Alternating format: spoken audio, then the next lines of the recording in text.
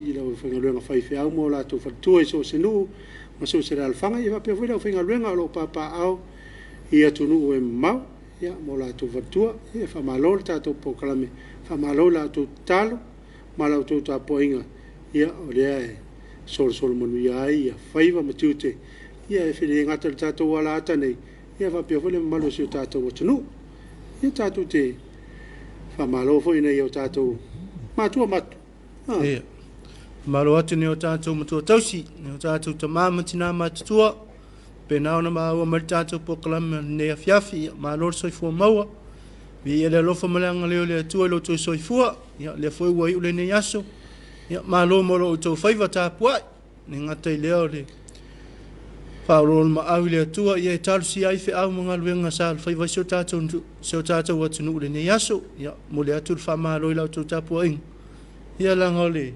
Pole atunu so whaiva Tapuaiga, whaiva e manuia ia leua. Ai manuia ni se o whaiva le nei aso. Ono le Tapuaiga nei o tātou matua taus. Ia re ngatana nei o tātou matua ia wha o whalofa ma whatalofa, wha malo nei o tātou matua pensione, malolo ta māmatina, e ua mapu mari ngā luenga.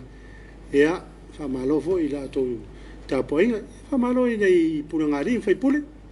So se num so se la fanga amata mai lava mo tele se la fai a ponema manono se o mai tumwane e va pe vole mo tu sa ya tuila manua ya fa malo tu ta to por krame mai lava le pula ngari fai pule o sa wa mata mai ta ya se o lava tu pula ngata lvo o nu uma la fanga fa malo atu ia to foi a tofi mo tu te sa to ve ai foi ne yasu ia lewa hi umal manuia ono le lo famale anga le o tātou tua e fa malo foi nei o imtanga luenga le malo pia fa malo atu le tanto fa nga malo fa malo atu le fenga le malo le malo malo masiofo fa persu e fono si tofia ya fa malo foi le fenga tamai tai pale miamla na kapineta tenane foi o le sunga ile na fenga ile fonga fetelaio nota ya malo le Pale mene mal fono uso lo tātou atunu. Ia whamano ko i le whionga i whamasino sili ma le ofisio whamasinonga. Ia le ngata i leo le whamalo. Ia i ofisio sili o pūlenga. Mtanga luenga lo tātou malo. So se mtanga luenga lava. Ia whapea fo ia pule sili o company. Ia o whalaputonga tu maoti. Ia o lātou o ngāru lue pito. O lo ngā lue a wase manuia se o tātou atunu. Ia tūranga tau tuma ainga. Ia mise lava o le soifuanga lau tele pe ono tātou iai. Ia, una vau a tara lunga lo penga te whailangi. Ia whai tātou paanga lo ia tunu e mau. Ono mai au tō lo whanga nei o tātou ainga. Ia whapea whai nisi tonu se o tātou atunu o lo matamata mai lunga lo penga te whailangi. Ia nau a tālatu lo penga te whailangi. Ia wa whai ia tō lo whanga e mōri tai mai. I le malu o tātou atunu. Ia, lewa vai atu lewa whamanuia man pokalame from Sydney e le sunga ia tō le atinganga. Whamaru ruper tātou atunu ona o le lau atu o tātou o lo whanga i lunga le tātou telefonia. Pe ona i whale tonu le vai ason tām le ia o le lava ngā lue ia tātou insinia. Ia wāru to e wha leia ia o le metauria o le umwhai on to e wha leile tūlanga le I mele mori mai o tō lo whanga. Ia o ta se tō lo wha. Fwoi nai mori mai o na lo whanga ta tō pokalame. Ma lo wha aftai ma afta mai. Fusi siu. So I fwa manuia lo sunga ne Afiafi. Tua ma nawa whai ngā luenga. Ia ala e ma afta mai i Aotearoa. I New Zealand. Ma lo wha aftai. O se vai. Ashcraft. Ma lo tawatai. Ma lo ngā lue. Ma lo lonsai. Ia wha ma lo voi.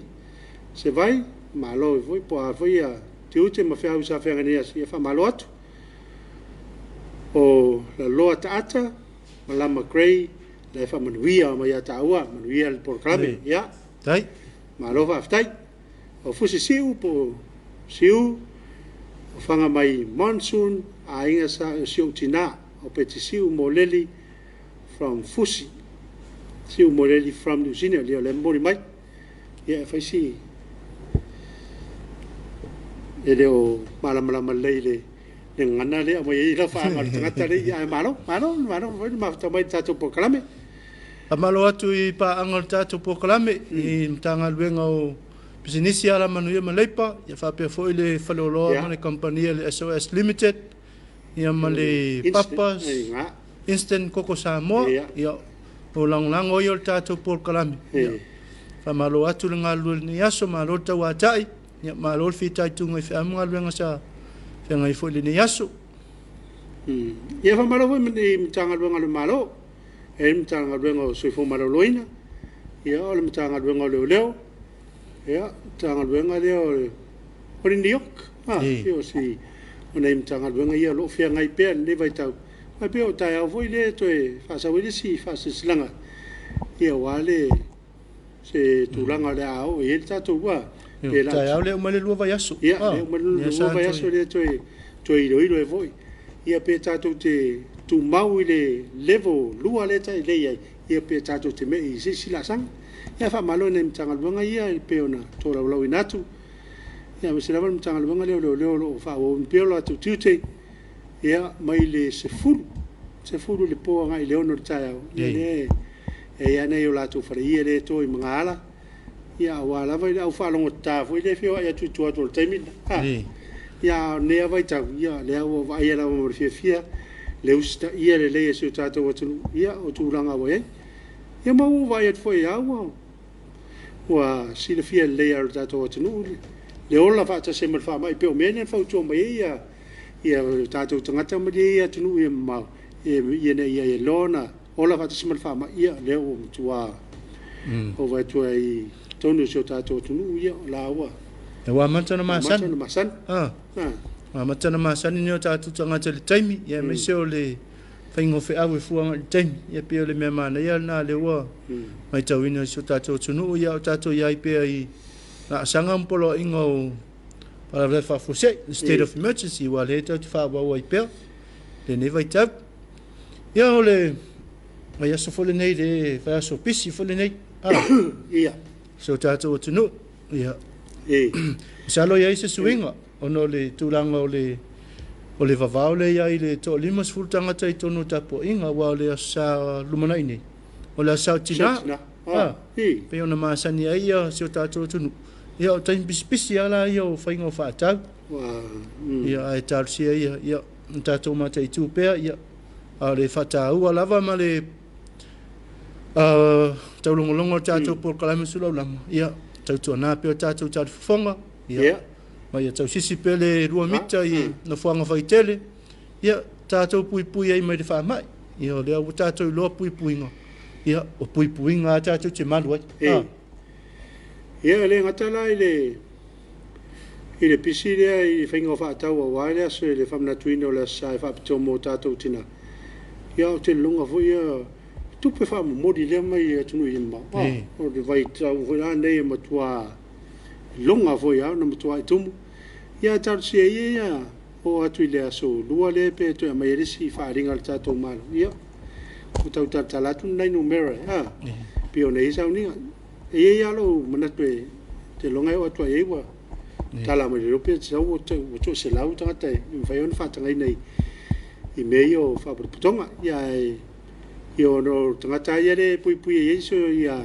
fainga malo ia mare so fo malo loina ia ona ia tatu fa na ia le o fai ona o ia tu te u fa pepe ia tai le ia na I maso salonga te wo I fa pe tala ia o nga mo lunga ia ta punia pe o nga light ia e pe o le swinga na le wo ia ile ni vai tap ia salo fo ia le tulanga ia o nga fa na matu Pale universite lava ia le wa manino lava le ni swinga o le au mea uma le wa fa assignments ia le wa tu fa mai mo tino ala le universite ia uma tu alvai tu anga mo le semester mo ele to ia ela to le lava wa fa tino la to la to o ngalungu le sum fa ngai fo le mudu ia o se tu langa ta wo fo ia ta to anga I lu mai le teknolosi male ngata mai wa ia fai ngofia missionary vai tau fa mai ma le tato iai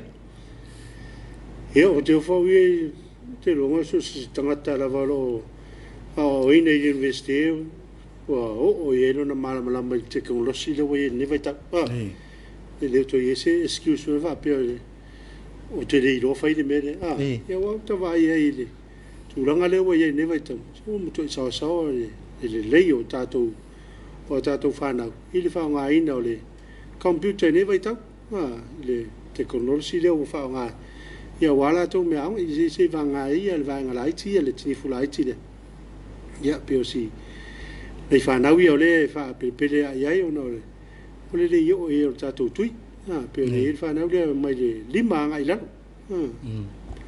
e le yo e le fa solo ngole ya to ne isten ye pe ve na yo tato mato wai le fa tu nga ina ya el mato na yo tato mato le yo e tato tui Famalo le au whainga luenga na tau sa whainga i mga luenga ne aso ia lewa mapu atu i ainga ia whai foisina whi au mole ainga ia leo ngā whaisina whaafo ne Afiafi ia tau sisi ai pēle tau si o le soifua maloloin ia pēa ngai fo i a hymns le wharisisi o le whionga i ato le afoa ia whaisina whamalo stino ia ngā mole soifua maloloina ia au foi nei ave nau ngā luenga ia mamea ele afu e ngalo ai ona tau si le soifua maloloina ia wa amaloloina tino ia fa pena foi na maloloina ma fa ma fa tino ngo mga luenga wa amailo ia lo no ngo fai mai fo ngalo ma tau le voi ta mai la vai tu langa na ye lo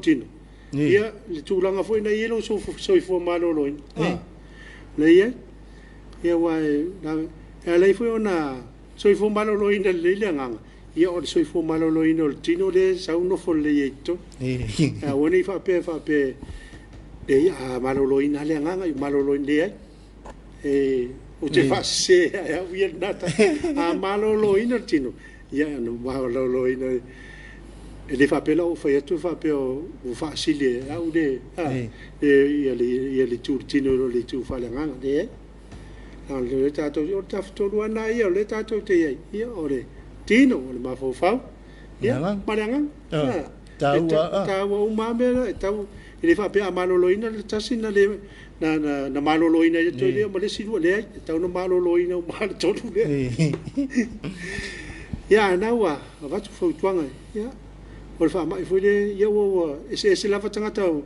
o tala no ia fa mai le o istanga te mai o le lava de malolo ia iso foi tanga ia to no ia va ngale ai al furu masani vele ia tato ele no iso va tato fo mai ele o le faafu o mo le do faalu le afu ai o le afu de tato mo le afu mai le afu mai ia pe ia va ngale na flenga le na afia sa o le covid fo mai yo na fo mai ti nga so ngo po nga mi me ba mai o le lava la malolo mai lava malolo mai lava la ai ia o tu ai ela ngol fa mai fa le mongoni ai fa le mongoni le me to ma fai te me ma wel fa ia pe le tawana lava malolo ia o le vai o le lava o le vai inu to inu le vai uli ia ma ia tam fai tulanga le fa afu le tino fa nga yo tino ia ma we fo le malo si te fa mai ia mana to le wa ta pena mai le tato MCA mon na tato fa fianga fa no fo file mo fo le ne Afiafi ia ma fa lo mai fo ia le yo au ia i tato fa fianga ia ona to tali mai le mo to fa o ino tato por calame ne Afiafi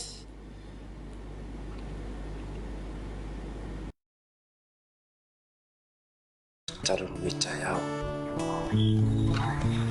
ita mangale slow o oyoro mato ol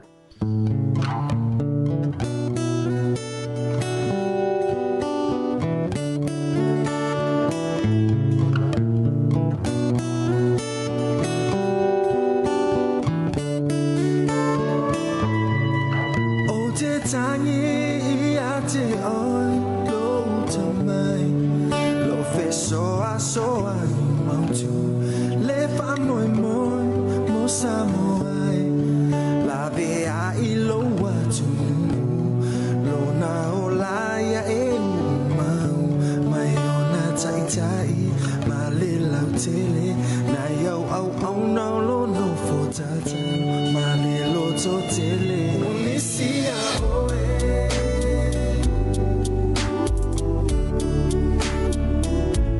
Misia oe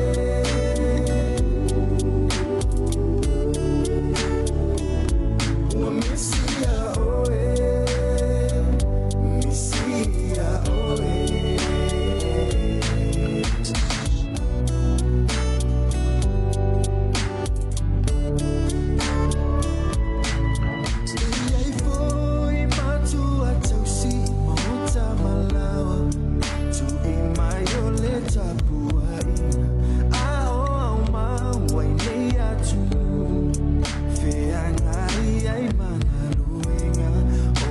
Tatalo beria so Fafu alo Elo soy fu Yaile fa malo lo male Na yo matua Misia oe Ua o misia oe Misia oe Ao manatu ila Utam singa na fai Ua umawale Misia oe Misia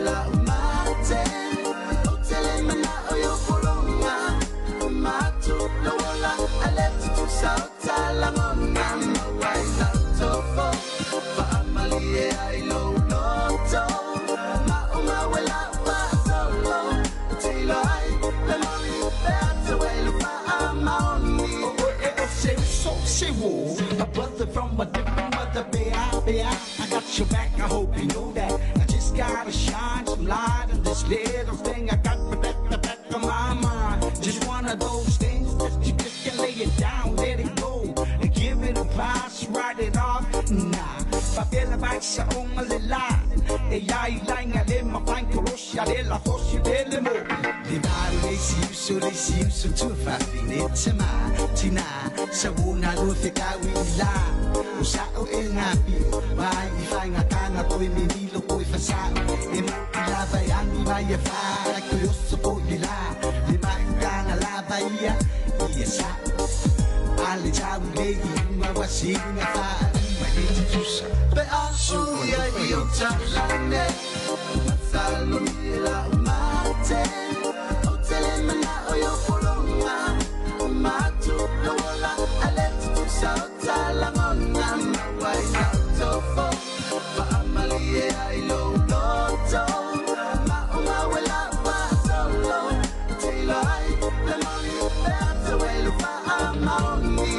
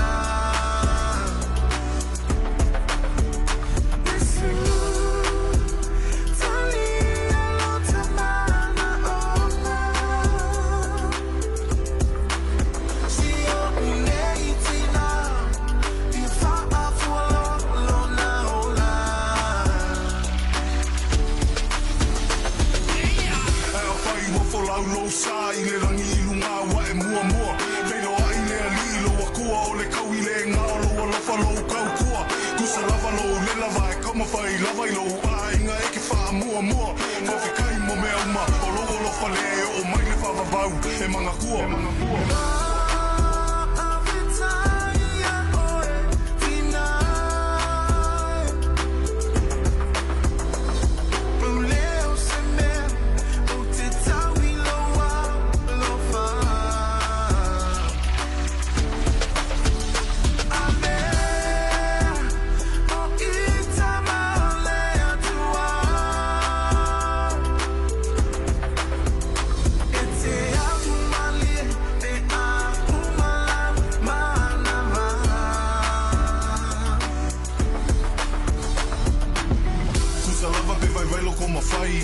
Kusa foi pele ai se kupe iai Ale lofo le ki ngā ia e manga kua lea o ki kamawhai e kuai Kusa lava pe vai vai loko mawhai Kusa foi pele ai se kupe iai Ale lofo le ki ngā ia e manga kua lea o ki kamawhai e kuai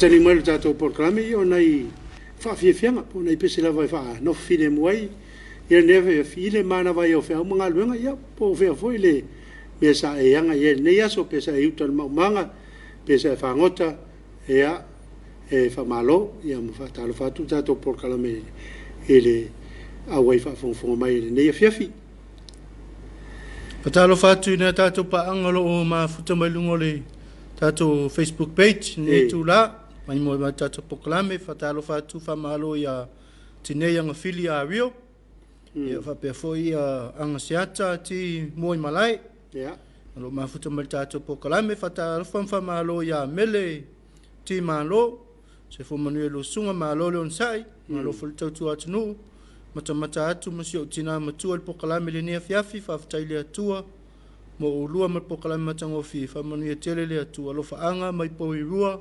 Wellington ya malo patalo fatu sinale ma mai tai amere fa pena no mai mo martato proclame talo fatu tato proclame le ni tu la Afiafi fatalo fa fo ya fa pusa reti manu fatalo fa mai mo mafuta mai melepone ya fa malo mai tato proclame ya fa manuia me fo i tiute ma fa vo fenga ni Afiafi ya le mafuta mai le so ya se fo le atawa tato proclame ya le si mai ona ao ya ma mori mai ona la fanga ya le voi ma tomata mai ya le sunga ya la vea ya masu e mosi mai kala site ni sila ya tuna imatia ke mi kaile te vanga ma lorva ma losi lo sa se lua ma futatu i Pearl City Hawaii nei alo fatu mahalo ya manaya ma lo vol ma futamai io kipela ma river leota lu alo le malo ilo afionga mol por kalame ele nei Afiafi alofa from Utah i America ya alofa aftai ma alo ma aftai e mo le paleo le fa talo fatu lo va se lua yo le fisi me po fe ta pola ma mo le la sunga ave ngai ma lo lava ta utu atunu va tu mo lua matamata tu Wellington to fa e manuia nei Afiafi ya o le sunga ta pola ya lo fe ngai mani pia ngasi ya covid ya o mena ilo ya pia te mafto mai de sunga ta pola le so ta ya talia tuna le fisilia le sunga ya o le pare fisi me po fe ta pola tinei anga fili a Rio, le foi mori meo na alofanga, i ang whamanianga, hipa i tana, ma loso e fuma tautua i lo sunga, vi i le li, ma ia tuutam whaiva le nei aso, lo whaanga mai ia i e fata, euro, a pela, ma e lia saro, i sa vaia le whanga, ia, alo, atu i sa vaia le whanga, mafuta mai le nai tu, o tinei anga fili a Rio foi le toi mafuta mai, ia, ia masivanga na le wa umantola lo atu le sunga ia, se pun, ia o la tu o le whanga. Whatalo whatu ma whamalo i le sunga ia Louis Robertson, pape nao na mafuta mai tatu pokalami nei tu la, pape fo ia le whionga le ia whatu mapusia le asi, pe nao na mai mua mai mafuta mai, pape fo ia Marissa Lam Camp, se fo manuia whatalo wha mai,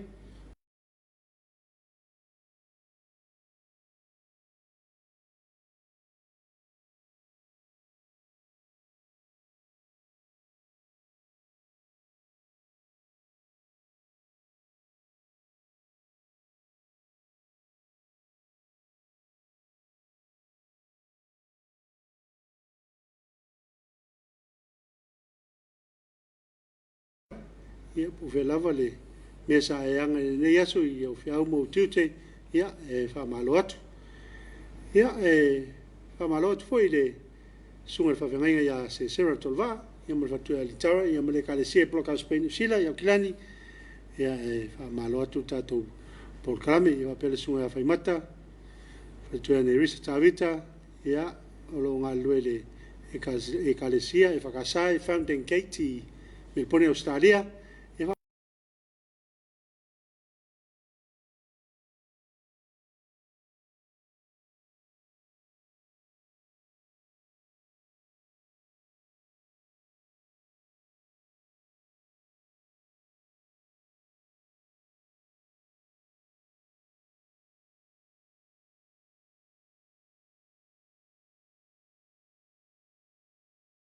ma tua ia whianga e ma rolonga ia whiawhisia so a tofaina whingale o le tua e toe tali o tuai ia ma le tia pia e ona au ia muna to lewa la tata mo tatou Tapuaiga Afiafi ia sauno ia e whailo tatou whailo tulu ne Afiafi ia ma ia le tatou whawhianga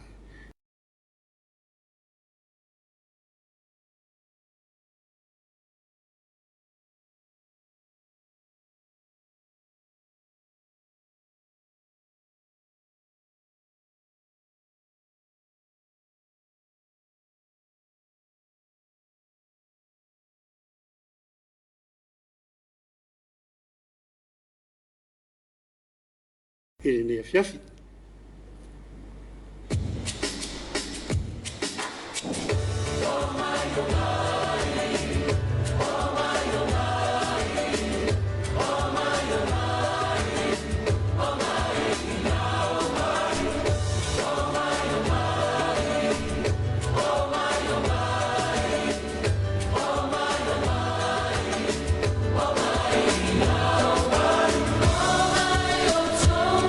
Yeah.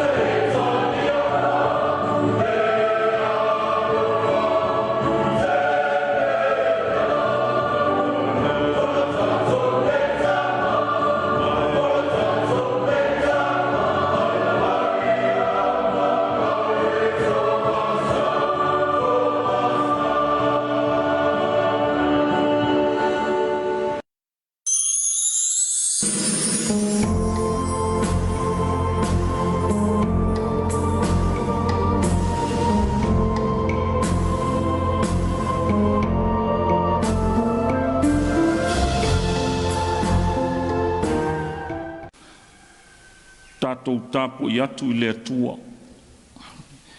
I o tātou tatalo.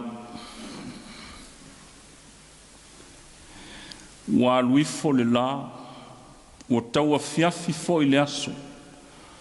O telefo I na manawa le whiau ma le ngā luenga o le aso. O le nganga o le whaafitai tele le atua. Whaafitai lo tali whaafonga ina le lei. O le mātou tālo sanga o le aso. Ia outu manuia le aso I ona whiau ma ngā luenga.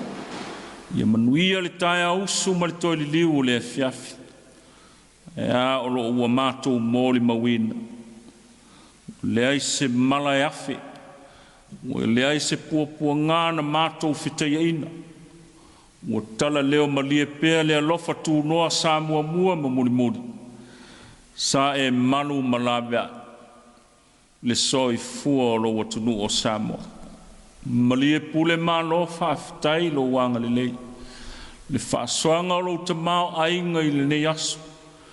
Ua mātou ai ma whenu I le tumu ma le tamau ainga o le alofa tūnoa. Le ngata o lo tamau ainga le tinu. A le mawhau whaatasi ma mea alofa le anganga pa I. Whaafitai lau tusi pa I e le umalo nanga. Whaafitai lau file mui lunga o Samoa ta maa. Iei teimi e whilau toa ai ai le tō wha ma le whautanga sa ili ta maa o le atunu. E te tele ai pēsenga. E matua atu I lau a fio le tū. Wa o le atunu tofi.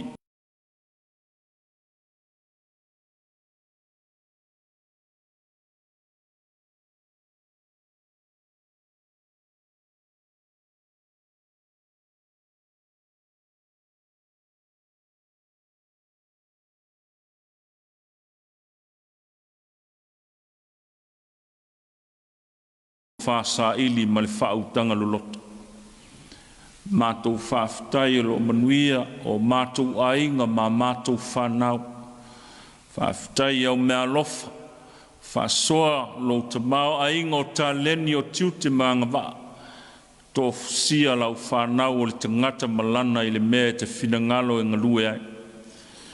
Whaafitai le atua.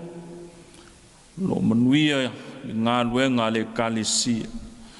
E ala I le soani mai o lau a fio ke riso. Le ao le ngā luenga. I lau au whai ngā luenga te tofi o le tale le le.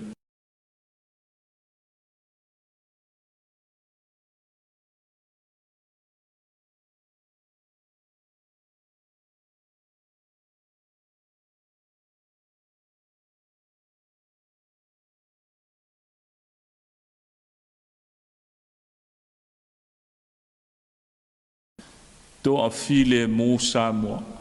E tongo pelo na lau whanua lanu lau awa whaatasi ma le tamau a inga o fua o ngā. O le lau whanua e tua I ai le soi fua ma le ola I le malos.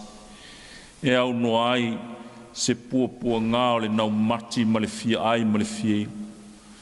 Mātou whaafitai I le tala le lei e lau o fio. Na le alu loa. Au mai lava e lau fio lo malama lama ua sulu I ai le lau whanua o Samoa. Ai a lea mātou te sao whawhai. Ma ai manu aulu. E ala I le tala o le alofa tū noa lau fio ke riso. Na e li liu le pōwa lea o ana mua. Na e tau fia le whiai nai ma le whitua tua nai. Le toto masaa ma le taua. E mātou no nofo sao loto. I le file mu o le alofa tū noa lau fio ke riso ma lau tala le lei e o mai ne ionu pō. Whaafitai whamanuianga o whanau alo atunu. Lo lātou tau ave ina pēo tiute mga luenga e manui ai Samoa. I o lātou whaiva tu tofi mai lau fio. Ia whaafitai e siri mea uma o ke riso Iesu le lilo mātou whaola. Whaafitai tele mo le whaolatanga. Ia tu mau pēa I lo suafa le vi inga le atua le tamā, le atua le alo, ma le atua le anganga pa ia, nei e whaavavau e whaavavau lava. Ia mātou tutalo le ali ia manuia le tau Afiafi. Sa oni o lau whanau, i se i tūpō malolonga, tātou tō whawha ma lau whio. Ia malu tapu ao le soifua lo watunu, iai puapua ngā ma mala o le pōngi sāta mā, ia lofa malawe ai mai Samoa, ia mala e lei loa. Se ia mātou maua le tai au fau manuia i lo alofa ma lo wanga le lei, fo i atu lo vi inga. Ia manuia le whai ngā mālo, ia o auna o e watatofi e whai, ma tai o Samoa, le au mamalu ma le masiofu, le fono o sui tō fia ma le whaletua. Pa le mia ma le kāpeneta le whonga whatalai ma sui us fono le fono usu. Soa whaatasi ma lo fio le puli. Ia anga tonu mea uma e ala i le whaalolongo a whetalai mai lo nganga i o lātou loto. Ia maua le tonu le lei e whaafoe ai le tamao a inga tau whaasoa o lo tunu. Ia manuia o mātou te ngata anu i lo lātou soi fua au auna wa e tofi. A manuia fo i lau e kālesia kerisiano i Samoa ma le laurangi atoa. Ia tupu ma i ola le fatu wa luluina, ia tele ni nganga mo lau a fio ma lo malo keriso. Fia o iai whanau a lo tunu, i tafa mamao le laurangi, ia mātou vala pe ia le mamao. Ia mātou maua pea ao le alofa tū noa i lau tau singa anga le lei, mātou te manuia tutu sa umai. Ia alofa ngia nei o mātou te māma tina mātua umalama. Ue ua pula la ngoto le la o le soi fua i le mālosi. Ia iai lo alofa tū noa lau wha o le tanga. Fua ina ni tau sanga i lo lātou soi fua. Oli ai māwhtanga ma whanau. Ia mātou tālo le li ie. Iai le pua ngāo le larolangi māwhtia o taua ma whiwaiwa inga. E maise le a fio na i whanau ma mātua. Ia mala ma nei pua ngā. Ia vave mai o siaso. A ve sere nei pua ngā. E sao loto lau whanau le larolangi. Peo na mātou sao loto i lo walofa tele ma lo wanga le lei whātama. Ia manuia foi nai whanau a onga. Au iai pea le atunu i le whama. Ia manutia le soifua o Samoa mā. Ia ao lawea i o laua fio. Ia mamao nei mala ma nei pua ngā. Ia e tafi e sea i lo mana whaola. Le ai se me whaingatā. Ia e whina ngalo lava. Ia ave sea mātou te sao loto a tai ao. I lau pule whasoifua i lo wanga le leita mā. Ia tātou ia ma lau a whira nei tau a Afiafi. Mātou tālo, se a se upu, le a mātou whaitau ma whalongo i lau tuspa ia. A o i mātou pe se a lo whinangalo. O nisi ia o mātou tālo, o mātou se māngasala e tele, awa le tamai, fa mangalo mātou i le toto pa ia o ke riso Jesu lava o le li o lo mātou whaola o lona swafa o mātou tālo atuai. Amene. O le whaitawina o le tus pa ia, tus filfilia o le so whata oto i lona ta upu e ono. O te whaitawina le whai upu e ono, le whai upu e sfutasi. Fata oto i lon tau pue ono, o le fui upu e ono, o le fui upu e sifulma le tasi. Whaafonga ia fionga pa ia o tātua li. Le pai i nā e alu i le loi, ia wawa ai la nā mio, ina ia poto ai oe. E le aisona tai, po se leo, po se puli, a e saunia ia na me ai le tausanga vevela, ma whaaputu ina ana mea ai i ona poe sere ai saito. Le pai e te taoto se i awhea. Se i e tūla i awhea ai lo moe. Se i toi titi sina moe, toi titi se mata moe, toi titi se pi lima e taoto ai. Ai o mai lo mativa e pei o le malanga, ma lo le tango lima pei o le tangata o sauni lana o penga. Ia whaamanuia le atua i le tātou whaalongo, Whetalai mai ai tātou e ala ia nā whionga pa ia tū mau pēr ia te ia le vi inga e whaavavau lava. Fia whaonga ina le fui upe ono o le tusi le whaata oto sa whaitawina o le tusi whirwhiria fo i leo le aso. Le pai i nā alu i le loi ia vava ai le nā mio ina ia poto ai oe. Le au tua le aso whai mai amana ia ma va ai i le loi. Amana ia ma va ai i le loi. A le au tū lava o le vai asu sa atoa o lo vai ina ni vaenga se lua. Whai mai me ola o le fuafanga. Le vaenga mua le lua o le laiti ia po le laititi fo.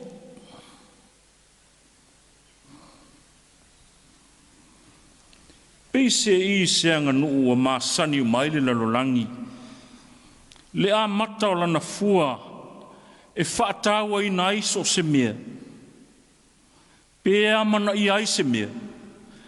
E a mata i se fua po le alo na la poa, a le alo na te li.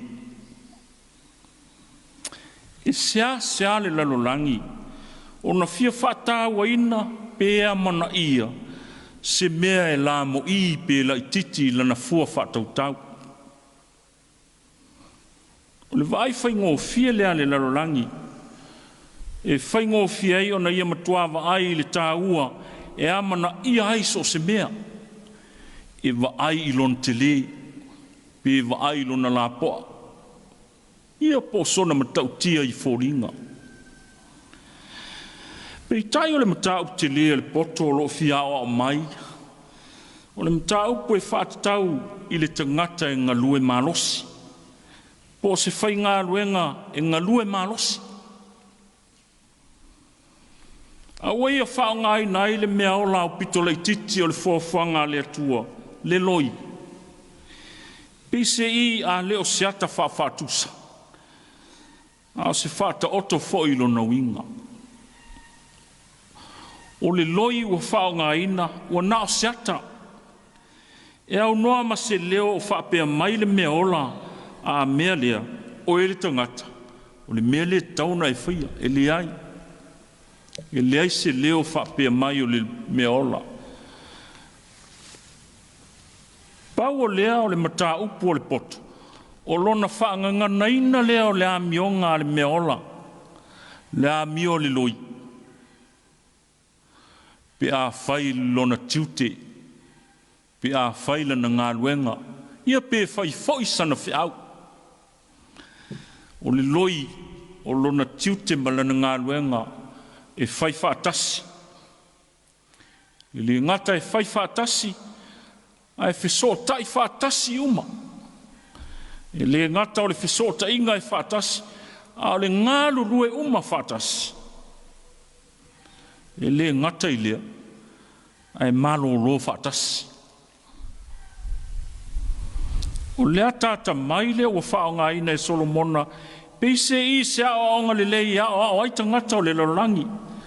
Ngā luenga e whai whaatasi, cooperation. Ngā luenga e whai le wheso taif le lei whaatasi, communication or good communication.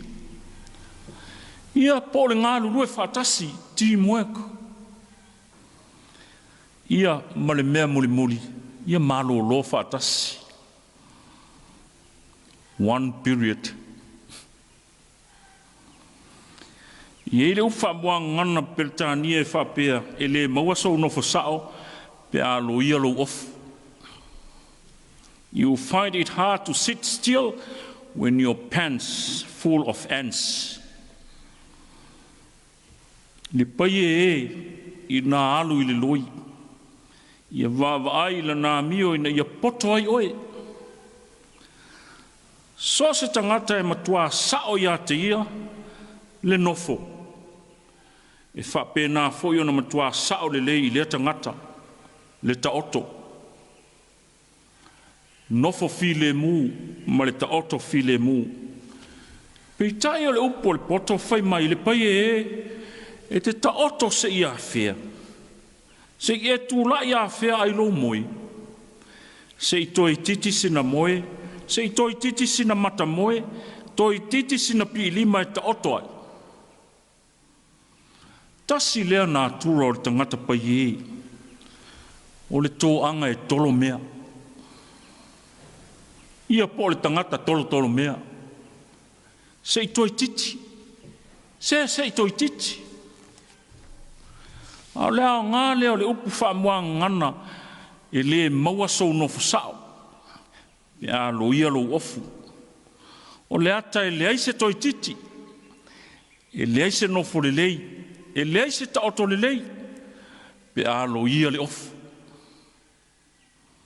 O le mānei o le aonga le poto. E le na o le pai e ao ngā iai. Le iai. O nisi o mata up te tele o lo au mai e le poto ila na aonga mai le loi.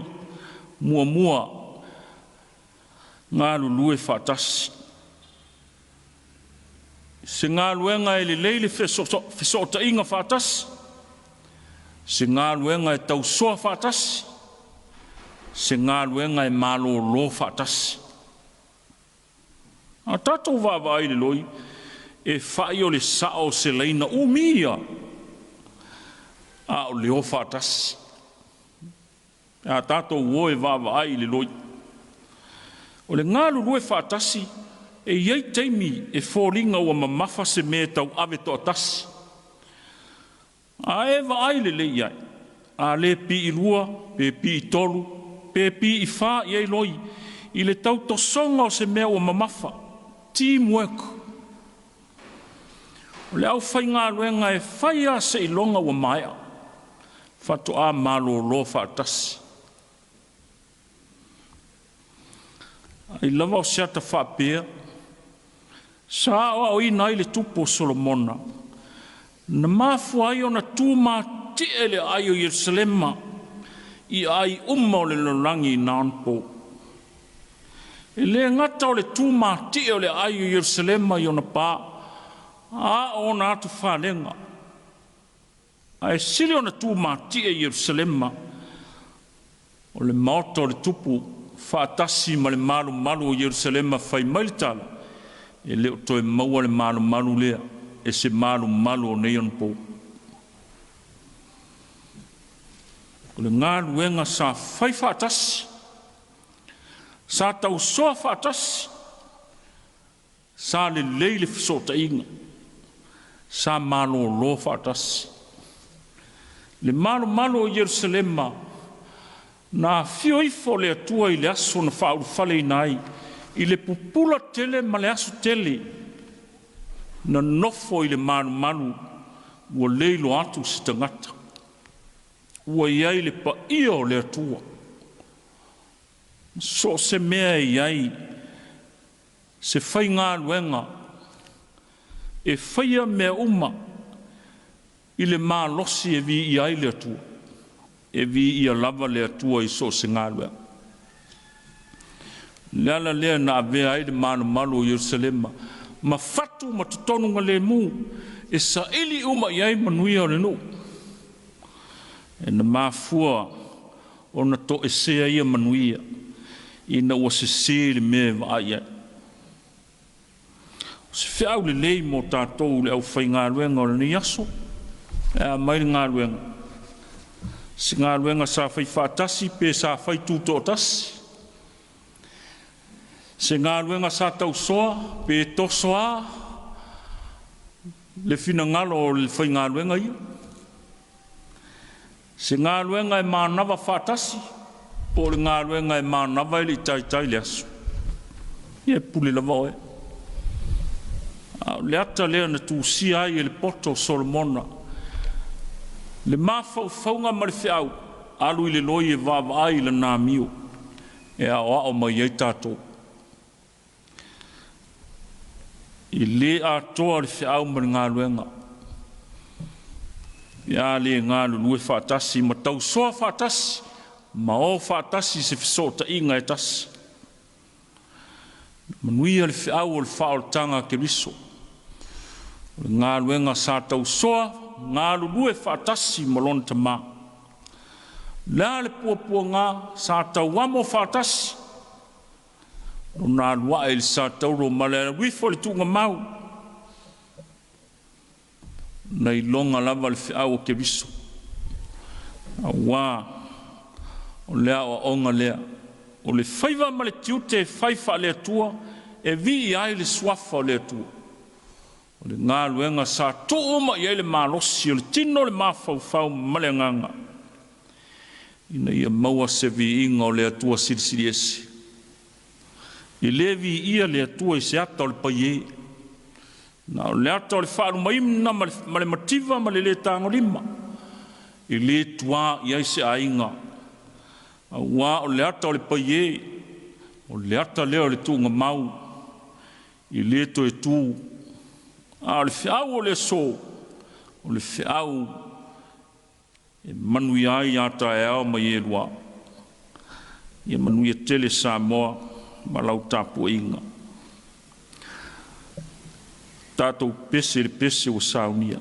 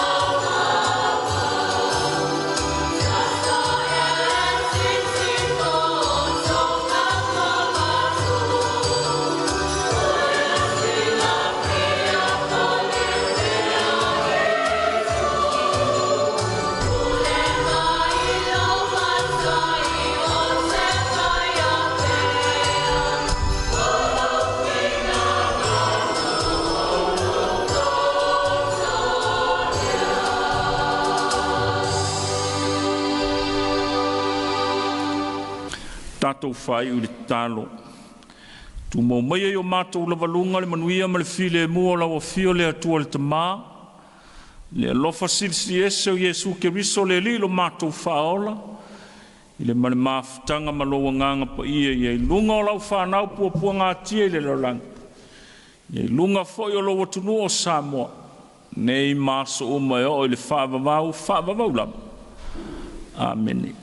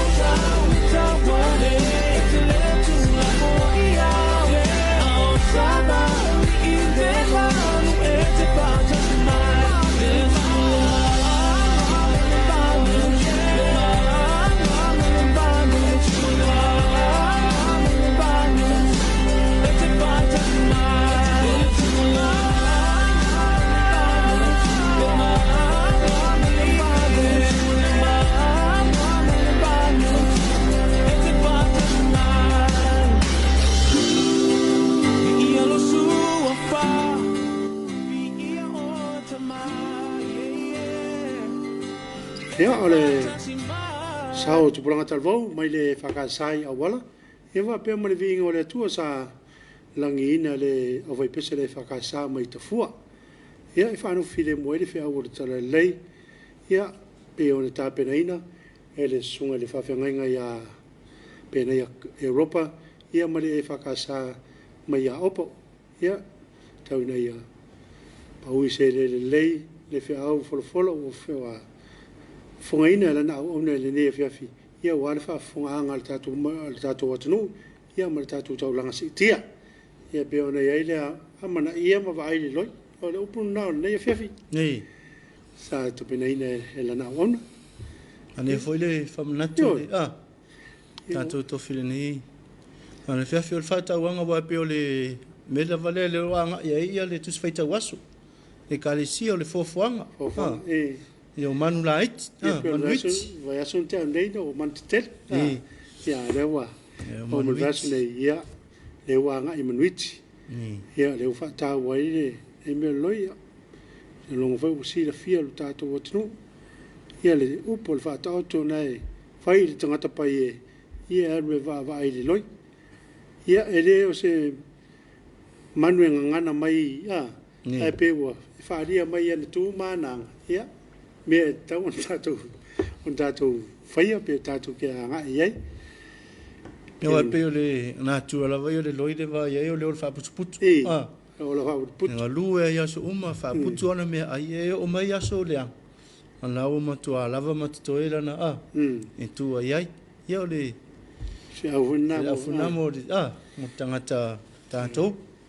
Ia o nofo i aso le le. Ia o mai aso le angan whatua ta mo ia ia o le tautu ale fautuanga male ia tamfai e o la manga fanga fo i ia sole ia o mai sole ia o lava ma toile le se mete pole ai ia me le tatu ava i le loi a le ta pesi me ia wa vi fune motin fanga wa pe vo da wa vai tono loi tono lo fale po ia no ia na foi se o sau loi ta o mai. Ia lo ese me ai po se me so mario na tu. O tau na salu fa ta pena fa. Tau ta pena fa. E le o sa o si. Me o le ta o mai fe. Ia e fa tanga ta tau fanga le moti. Talo fa tu na ta tu pa angolo ma tu mai lunga le penga tu failani, lunga le ta tu Facebook. Ia fa talo fa tu ana to susta. Ia o matua yala faola ina keni ia fa pe fo ia Elisabetta fa avale fa pe na ona afuta maltato po kalame ia naito susta le na wa fa mai mali level tala le pe ona mana vaina ia fa tai tele le tatu tofi le nita ia fa tasima fa manianga mo le sungol tofi alo fa fo ia ula le ta vita tu ngamala ia mana ia fa peso ne Afiafi mali la to pesenga mana ia to ninga atasi le atu la tonga luenga yaso malava ia vat mo sia foi le asi le wa ma fto mai ia mo le meo na lo fanga ia ni sina tatou panga lo mo le meo la to lo fanga ia lo fa ftai tatou tofi ia wala val tatou po kalame ne Afiafi te longa la se atu ini se foi o fa silsilanga ia mo fa ringa foi ia e longo pueri e foi so tatou watu ia to tariu mai ia no fa wa lo tatou po kalame le murmuria ni na le o tatou alo fanga ia ma o to foi le si ui o tatou programi fa silanga ta ua man tanga duanga soifo maloloina to inga lo na luar covitis fumalaiva mo tamaiti le lima le fumatasi tausanga mo savai aso lua to lo me ile aso tofi limo me lua o lo lua e ia tau le avtele e fai lo ato ile malo matua umai sala fai o le afatino ina le tuilo na luar covitis fumalaiva mo alo mafanau i le lima le fumatasi tausanga le matutua i aso manofoanga i peonta ua i lalo.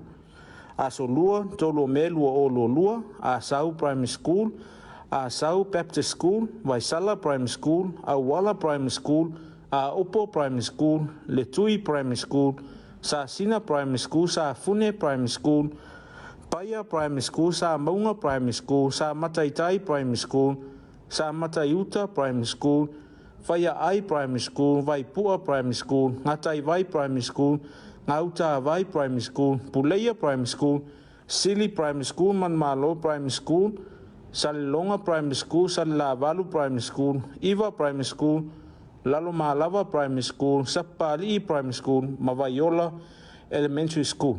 Aso Lulu, Fao Melu o Lolua, Sataua Primary School, Papa Primary School, Falealupo Primary School, Safotu Primary School, Safotu Sacred Heart Primary School, Laumoli Primary School, Tutanga Primary School, Saleaula Primary School, Sangone Primary School, Ngai Malai Primary School, Salailua Primary School, Tanga Primary School, Satupaitea Primary School, Palauli Primary School, Tafua Primary School, St. Teresa Primary School, Safotula Fai Primary School, Fanga SDA Primary School, Fanga Primary School, Sasa'ai Primary School, Saipipi Primary School, Lano Primary School, Asanga Primary School, Mapuapua Primary School. Asotofi limo melua o lolua. Tuftafoe Primary School, Neyafu Primary School, Falilima Primary School, Patamea Primary School, Samalai Ulu Primary School. E talo atu le malu matua, i aso e whatino ina aitu pui ina ia mautinoa e whai umalua talifonga malawalu, whai mua se tau mafutanga, mai ia mautinoa, ia lava le vai e inu, au mai le pepatui o lo walu. Whai ni lava e mama malusi e whai ngofia nu whatino ai le tui.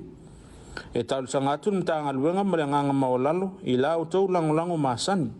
Ina ia tau sia pea pui ngor kovitis fumaleiva, e peo le whai o le talifonga, lua mita le vaa malisi tangata, fufulu mama lima maalu ese mai no foanga tumtumu.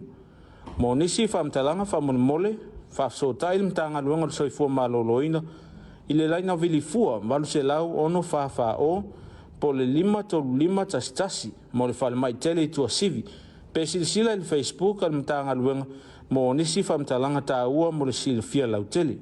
Whaia ma le whala lulawa, sainia e Dr. Klein a atoa whatupaito, sui ofisa sili o Pulenga. Whasilasilanga whala witele mai le ofisa o le whaila utusi o le fono au au whaitula fono. Ilo ilongo tula fono tau whaofi. Ile avatele whasilisila atua ile malu o le atunu. O lo whawau pea ilo ilonga le Komiti Faamisionare o le vaenga tau le tamau a inga. Ile tula fono tau whaofi o tau taunga. O le tula fono o la fongo tupe maua lua o lua tasi. Po le Income Tax Amendment Bill 2021. Mo le malo le atunu o lo a fio i sala fai. O lo fia faali fina ngalo i le netu la fono tau faofi. Wa ia ile fofuanga al komiti mo san fontanga. E fai i sala fai mo le faatala no ina. O fina ngalo faalia i la atou o le avala au mai. O lo tala pea le avano mo le atunu. E fia faalia o la atou fina ngalo. Petu ina mai foi fina ngalo tustusia i le netu la fono tau faofi. Peitai, o iaira fofuanga al komiti, o le aso lulu, whao me lua o lolua, e wha mutaile nei avanoa, moi la tau uma o fia whaaria fina ngalo, ile nei tu la fono tau whaofi. Mo nisi whamtalanga, whafso tai mai e Rossi Korea, o le sui po le acting whailautusif so soani, mo le official komiti wha palemene, ile telefoni lua tasi valu tasi, po le emaili pco@palemene.ws. Ma le whalon tele, sa inia sa tama, le tisao ma la e fono witi me tala, whaila utusi o le fono au au whaitu la fono. Whaasilasilanga ta ua me mtanga luanga soifua maloloina. To inga lona lua kovitis fumaraiva mo tamaiti i le lima lis fumatasi tausanga mo savai. Aso lua to lo mea i le aso tofi lima o mea lua o lo lua. E ia tau le avtele e whailo ato i le malo mātua umai sala whai. O le awhatino ina le tui lona lua o kovitis fumaraiva, mo alo ma whanau i le lima lis fumatasi tausanga le mātutua i aso manofoanga i peon tau i lalo. Aso lua, tolo me lua o lo lua, a Sau Primary School, a Sau Baptist School, Waisala Primary School, a Wala Primary School, a Opo Primary School, Le Tui Primary School, Sa Sina Primary School, Sa Fune Primary School, Paya Primary School, Sa Maunga Primary School, Sa Mataitai Primary School, Sa Mataiuta Primary School, Whaia Ai Primary School, Waipua Primary School, Ngatai Vai Primary School, Ngauta Vai Primary School, Puleia Primary School, Sili Primary School, Manmalo Primary School, Salilonga Primary School, Salilavalu Primary School, Iva Primary School, Lalo Malava Primary School, Sapali Primary School, Mavaiola Elementary School. Aso Lulu, Fao me lua o lo lua, Sa Taua Primary School, Papa Primary School, Falealupo Primary School, Sa Fotu Primary School, Sa fotu Sacred Heart Primary School, Laumoli Primary School, Tutanga Primary School, Saleaula Primary School, Sangone Primary School, Ngai Malai Primary School, Salailua Primary School, Tanga Primary School, Satupaitea Primary School, Palauli Primary School, Tafua Primary School, St. Teresa Primary School, Safotula Fai Primary School, Fanga SDA Primary School, Fanga Primary School, Sasa'ai Primary School, Saipipi Primary School, Lano Primary School, Asanga Primary School, Mapuapua Primary School. Asotofi limo melua o lolua. Tuftafoe Primary School, Neyafu Primary School, Falilima Primary School, Patamea Primary School, Samalai Ulu Primary School. E talo atu le malu matua, i aso e whatino ina aitu pui pui, ina ia mautinoa e whai umalua talifonga malawalu, whai mua se tau mafutanga, mai ia mautinoa, ia lava le vai e inu, au mai le pepatu i o lo walu, whai ni lava e mama malusi e whai ngofia no whatino ai le tui. E tau sangatu mtanga luenga maranganga maolalo, i la o tau langolango masani, ina ia tau sia pea pui pui ngor kovitis fumareiva, e peo le whai o le talifonga, lua mita le vaa marisi tangata, fufuru mama lima maalu ese mai no foanga tumtumu. Mo nisi whamtalanga whamonimole, whafsotai le mtanga luenga le soifua maloloina, i le laina vilifua, walu se lau ono whawha o, po le lima tolu lima tasitasi, mo le whale mai tele i tua sivi, pe silisila le Facebook al mtanga luenga, mo nisi whamtalanga ta ua mo le sila fia lau tele.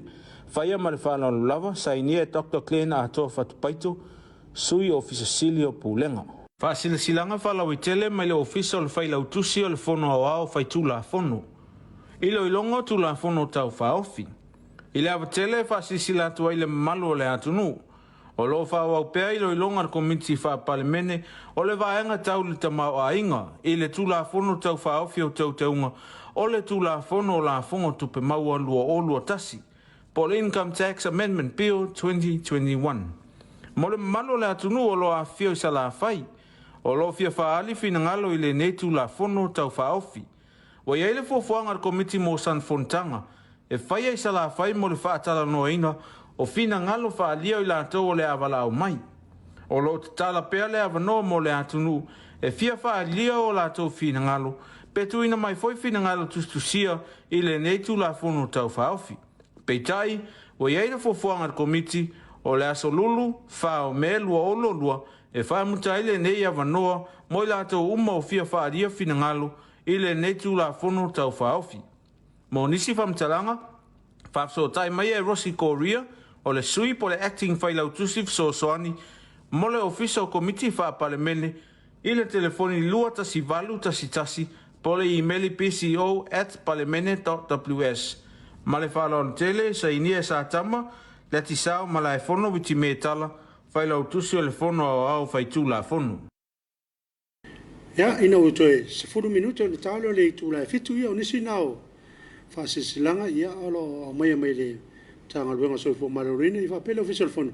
Ia, e longo piri, e fwoi so tātou atunu, e nisi fwoi o fōwhanga, ia, alo, ia isi o tātou marorina, ne vai tau, ia, peo ne ia, i primary school ngai whaatulanga mai o wāle whao wina o tuinga i le moteli salawhai ia whapea fo i male whaaringa ngai le official fono ia te manatu sa prondi o le nei Afiafi ia o le sa tua mai le asa ia ele semela mawhafo i eila o ngā sese ia mea mama ana tui whamawhana mea mai tāunga man toi mai anafi ia ona fai ele o le fia la song foi o le sa mafale anafi ia la so nafi i tona ia o nei ia le amatanga o le vai aso tātou ia amatamata o le mu ia o atu foi le so lulu ia o i lunga fo tumtum ia o le stofi te fa so solo mea ala fia fine ia maua koko la iso mo matua la mo matoi na muri ma ia fia ia o se ko pai malanga o po se alisa fa popo foi maski koko koko la lea papa instant koko o matua mana ia e tu le ia le toina fia fa penei na to e nisi o tato o tunu o fa mana tuino la to so foi ni yasu ia e mole to ia fa anga fa manianga tato po kalame ia manu ia tele whamana tui no tau asa soifua. Ia talo tātou pokalame ia anga leile atua, ia tō tuluni si aso si tele lo tō soifua. Mawa lo tō maalosi, ia mali tama a inga mai ila nāwhio. Ia wale whenga iei matiu te mawhaiva, ia maso se wala awina o wala awina ile atua lo tō soifua. Ia, e fo nisi o lo whamana tuina ni pamoemoenga tāua ni ne yaso, ia mole atu ia lo whaanga ma whamani anga tātou pokalame ni Afiafi ala tau olo o maua i whamai or COVID. Ia, no whania pele atua lo tō whātawhanga sangase whenga i mwhama i anga lili atua. Ia, nisi foi o a inga lo whenga i ma whanonoanga. Ia, ona wala aupa ia le atua. Ia, si foi ia ua whano le soifua no le whama i. Ia i pia whama whanwhananga le atua. Mawolo tō lo te tele, mawolo tō ma whanwhan. Ia, tātou whamoe pele atua na o ie mawaile. Ma whanwhana ma le while mui tu aso whapenei. Ia, o te longa wa. O me foi le si ui o le tātou pokalame. Ia, e whamana tuatu whia ia pokalame masani o tātou wala ata. Ia, e mai anel Suluaulama ia o na tau. Mai maumailia i le tātou pokalame o le Samoa taulungo. Ia, mo tātou pokalame masani lava i whasalonga i le Afiafi na nei. Ia, e mori le ngang whaftai tele le tātou paa. Muli atu le ngang whaftai tele, ia ina ia tātou paa angalang lango, ia peuna iai le tangaluenga o pisinisi ala manu ia maleipa, ia whaftai lau whiunga i le ofisa sile o pūlenga, ia whapea fo ili pa ia le matanga aruenga, ia wale langulangu sua, whiwhai pea ia tātou pokalame o Suluaulama, whaftai fo i le company mal whale oloa le SOS Limited, ia le sunga le li pule, ia male malu le ofisa. Ia awale langulangu ina peo le nei pokalame tāua ia Afiafi taitasi, ia whapea foi le Papa's Instant Cook Samoa. Ia e langulangu mai foi maltu mai o lona tutau au ia sosoani langulangu sua le tātou pokalame le nei Afiafi. Ia, na lau a mai Samoa po whea lava le tafa o le nei lau langi o le mai mo mai ai. Ia mure atu le ngang whaaftai tele, ia o na o le mafuta mai le nei Afiafi. Tōng tātou toi whiro ai fo i le taimi whapenei le aso atai au i le alofa male anga leo le atua ia ma ne Afiafi ia o le atua tu le sunga ia napio ia mo se whaafianga fo ia e po ailu tātou Afiafi ia tātou toi au leo toi le aso atai au ia ma le ne Afiafi mo le atu le anga whaaftai tele ma ia whaasoi ia le malu si o tātou atunu whaasoi fui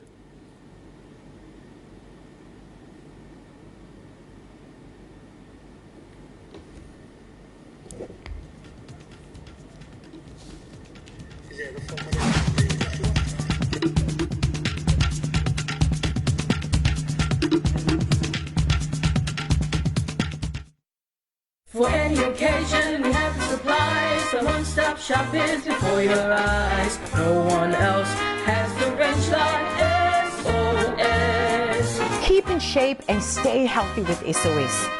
Check out the selection of quality gym products to help you keep fit and hydrated. And like everything at SOS, the prices are more affordable than you think. No one else makes it special like SOS.